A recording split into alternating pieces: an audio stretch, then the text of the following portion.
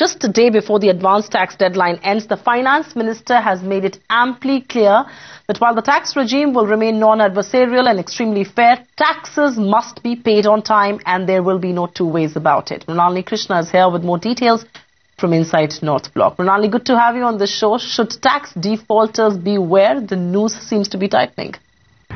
Well, Finance Minister P. Chidambaram is known to be a man who believes in low tax rates but very high compliance, and that's really the message that he sent across today when he spoke to reporters. He did say that, the tax regime will remain fair and non-adversarial, but it is important that people comply with the tax deadlines, and it's crucial because every penny as far as tax revenues is concerned will count for the government. They've lowered and revised their revenue targets, and the government is really going all out to collect as much tax as they can through a non-adversarial route. He's also said that today there are many people who've been identified as potential taxpayers who are not paying taxes or have stopped paying taxes. He also reiterated that there is a voluntary scheme that he did talk about in the budget as far as the service taxes are concerned, and there are about 12 lakh people who are potential taxpayers who are not paying taxes. To them, letters have been sent out. 2 batches of 35,000 crore letters have already been sent out.